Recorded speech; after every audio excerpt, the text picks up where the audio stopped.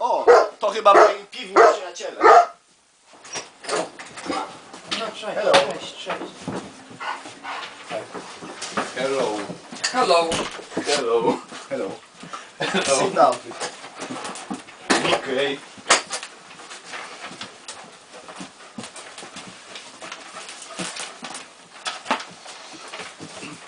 Hello and welcome to our presentation. Today we're going to talk about topics like beer revolution, beer origin, and also how beer is brewed. And to start us off is Szreder. Brewing is the production of beer by steeping a starch source, commonly cereal grains, in water and fermenting the resulting sweet liquid with yeast. It may be done in a brewery by a commercial brewer, at home by a home brewer, or by a variety of traditional methods. The basic ingredients of beer are water and a fermentable starch source, such as malted barley. Most beer is fermented with brewer's yeast and flavored with hops. There are several steps in the brewing process, which may include malting, mashing, lautering, boiling, fermenting, conditioning, filtering, and packaging. Malting is the process where barley grain is made ready for brewing. Mashing converts the starches released during the malting stage into sugars that can be fermented. Mashing is the process of combining a mix of milled grain.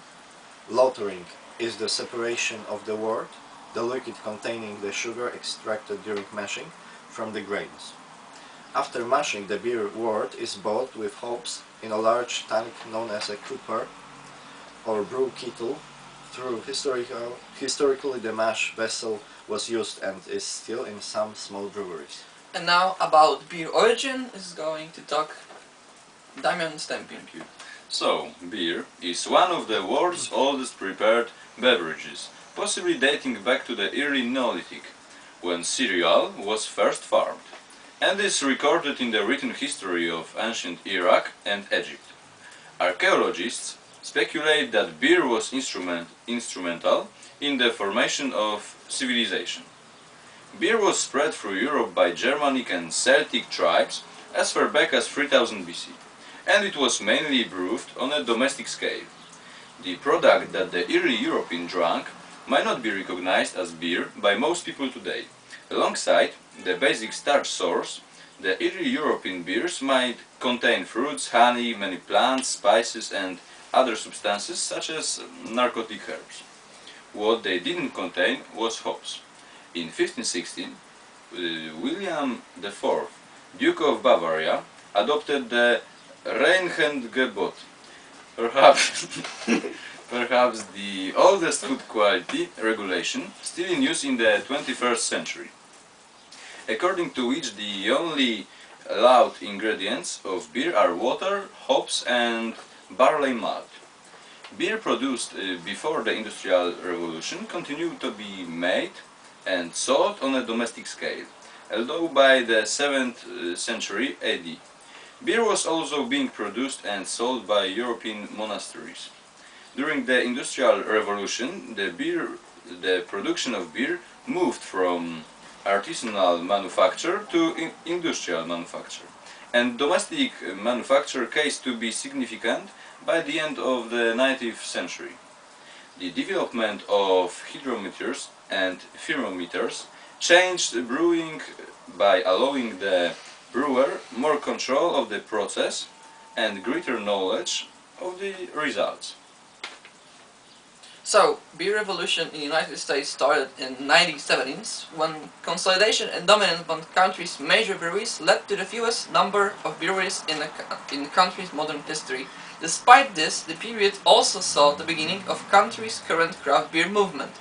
In 1976, optical engineer and home brewer Jack McAuliffe founded the New Albion Brewing Company in Sonoma County, California, becoming the nation's first microbrewery since Prohibition. Influenced by Fritz Mayhawk's recent turnout of Anchor Brewing Company and the earlier military station in Scotland, McAuliffe's Brewing offered bottle-conditioned porter, stout and pale ales, to a public more accustomed to lightly flavored lagers. Despite only staying in business for 7 years, New Albion ignited an interest in craft beers and set a precedent for generations of craft breweries. So now I would like to talk more about a recent history and more about Poland. Beer revolution in Poland started just a few years ago when in 2011 Pinta and Ale Browar opened shop.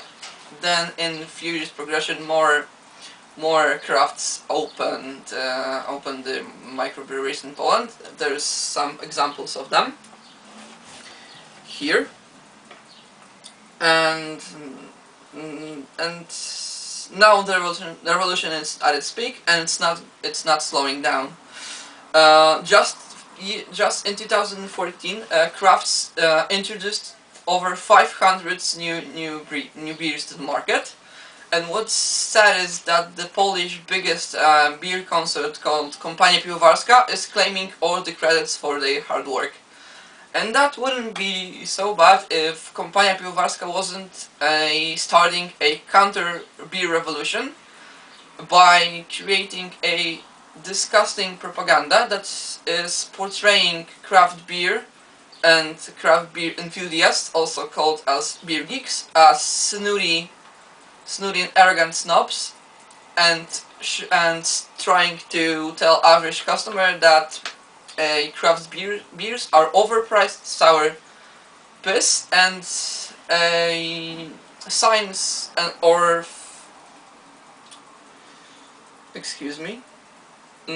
examples of this can be found in brochures given out in Kompania Piwowarska factories all over Poland, and the brochure is called Fakty I Piwne Mity. And I find this really repulsive, and I think that they are just afraid of the revolution, because craft is carving more and more percentage of Polish beer market by year and by every beer novelty they introduce. And I think that fighting the beer revolution is pointless, because the more beer there is, and there is hundreds of beer types out there, and the more they produce, the more there is market to cover. And if the backwards companies don't start don't start making beers other than just lagers, they will never be able to fight the small crafts.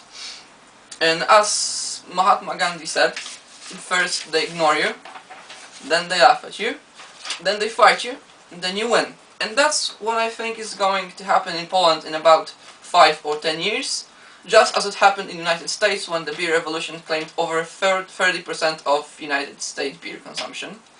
And on that note, I would like to end our conversation. Thank you very much. Thank you very much. Thank you very much. Teraz idziemy na jedno.